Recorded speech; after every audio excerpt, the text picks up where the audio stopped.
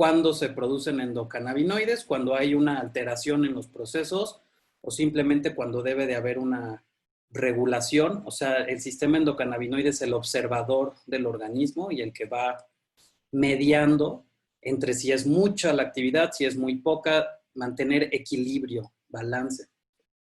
Neurona presináptica emisora, neurotransmisores, y en las neuronas hay receptores para todos los tipos de neurotransmisores. Dependiendo qué neurotransmisor se esté produciendo, ese neurotransmisor se va a acoplar en su receptor específico.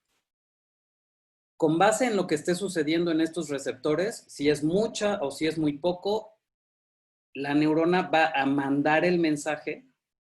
Estas llavecitas verdes representan endocannabinoides. Tenemos dos principales endocannabinoides, o sea, tenemos varios, pero dos son los que hacen las funciones más importantes. Uno se llama anandamida y el otro tiene un nombre un poquito más aburrido, se llama 2-araquidonilglicerol.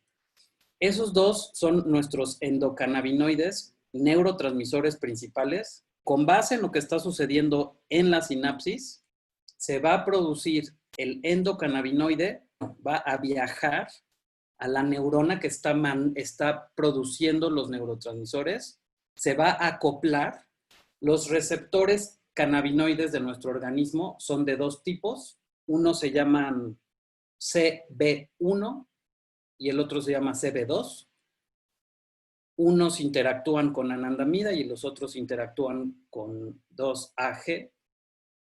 Y cuando se acoplan en esos receptores para cannabinoides, es que la neurona que está mandando esas sustancias ya recibe el mensaje dependiendo si necesitan trabajar más o menos. Así, básicamente, se lleva a cabo el proceso de regulación de nuestra actividad cerebral, o al menos así debería de estar sucediendo. Aquí vemos fitocannabinoides o inclusive cannabinoides sintéticos hechos en laboratorio, pero a nosotros lo que nos interesa es fitocannabinoides. En la planta del cannabis produce moléculas muy similares a nuestros endocannabinoides.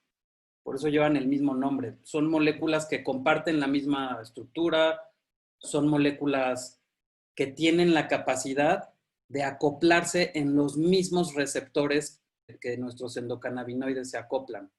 Entonces, fitocannabinoides y endocannabinoides son muy similares. Muy similares me refiero a son casi idénticos y tienen la estructura y tienen el tamaño y tienen a nuestros endocannabinoides para poder acoplarse en nuestros receptores naturales. Receptores, recordamos, CB1 y receptores CB2. Receptores CB1 tenemos en gran parte en el cerebro y en el sistema nervioso central, en toda la columna. Receptores CB2 tenemos distribuidos en la periferia, en todo el organismo. Y hay ciertas partes de nuestro cuerpo donde tenemos de los dos receptores.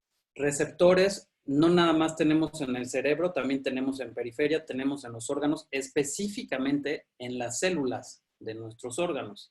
Esto representa una célula de cualquier tipo. La célula es como los ladrillos con los cuales se construye nuestro cuerpo, ¿no?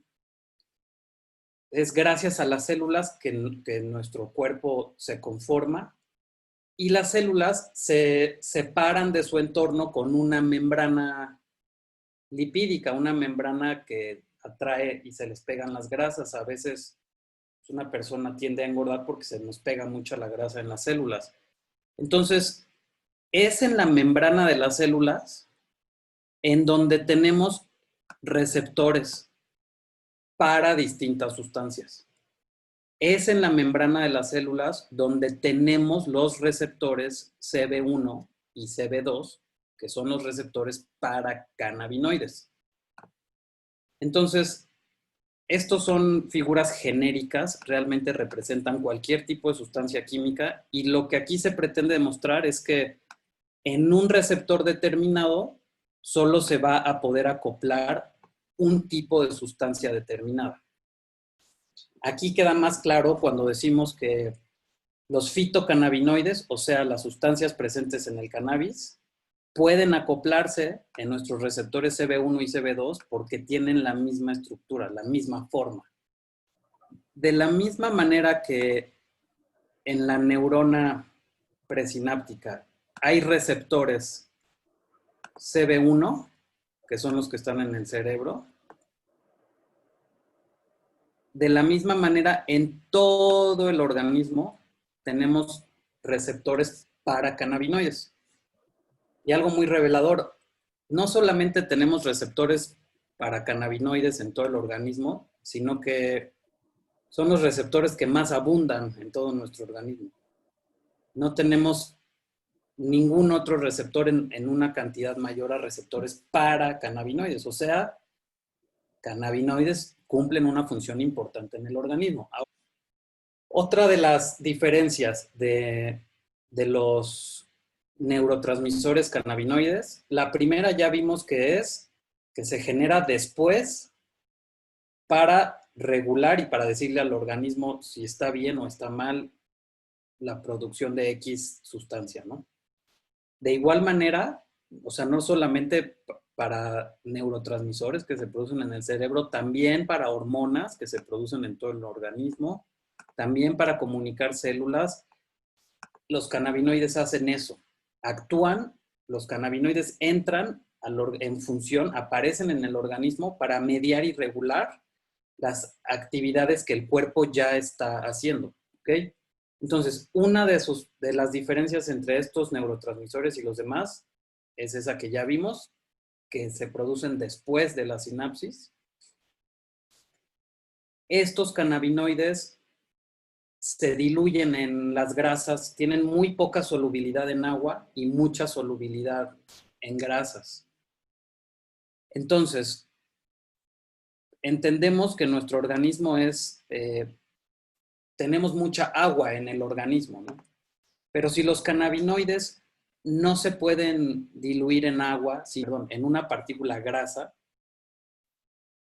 aquí es necesario hablar de que para que el cannabinoide pueda llegar del cerebro a todo el organismo, necesita transportarse por un medio graso. Necesita una proteína. Todos sabemos que las proteínas es grasa, la proteína de la carne, la proteína del huevo, de los lácteos, plantas, es grasa. Entonces, una proteína literalmente es el taxi de los cannabinoides. Para regular procesos del cerebro, el cannabinoide va de una neurona a otra, eso es evidente. Pero para regular procesos, pulmones, sistema endocrino, músculos, piel, sangre, pues el cannabinoide tiene que llegar al resto del organismo. Entonces necesita una proteína por la cual viajar a través del torrente sanguíneo y en ese camino, por el torrente sanguíneo, irse acoplando, irse pegando a las membranas de las células y empezar a transmitir los mensajes. Neurotransmisor transmite mensajes, transmite instrucciones de funcionamiento. Entonces, ¿por qué estoy hablándoles de esto? Porque este es el argumento clave para entender por qué la tecnología liposomal es tan eficiente y la absorción es tan completa. Sabiendo que nuestros endocannabinoides requieren una proteína para trasladarse por nuestros organismos, sabiendo que nuestros endocannabinoides se adhieren a las grasas, podemos entender lo siguiente. Un extracto que está en aceite, por más que la etiqueta diga, este gotero de 30 mililitros tiene 900 toneladas de CBD, todo ese contenido de CBD está adherido al aceite. y no se va a desprender. Y entonces, cuando nos tomemos ese aceite, los cannabinoides que están adheridos no se van a quedar en nuestro organismo. Más aún cuando no podemos absorber aceite por las paredes de nuestro tracto digestivo. No podemos absorber aceite, el aceite no se puede integrar a nuestro torrente sanguíneo.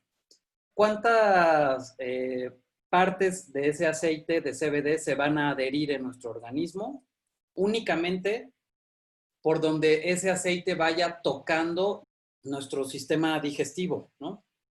Porque recordamos, tenemos receptores para cannabinoides en todo el organismo, muchísimos en el estómago, muchos en el intestino. Entonces, sí vamos a absorber algunos de esos cannabinoides del aceite, pero solamente los que van pasando por el intestino, y si aquí en el intestino hay receptores para cannabinoides, solamente los que van pasando por ahí, pero hasta ahí. Entonces, eso que nos da a entender, que muy probablemente sí van a servir para temas estomacales y emocionales relacionados, y se va a poder a lo mejor dormir mejor, pero al no integrarse esos cannabinoides al torrente sanguíneo no van a llegar a ningún otro de los sistemas. De esta manera no va a haber homeostasis, de esta manera no va a haber comunicación entre un sistema y otro. Vamos a mejorar solamente la panza, pero no ni los pulmones, ni el corazón, ni el cerebro, ni la sangre, ni los huesos, ni nada.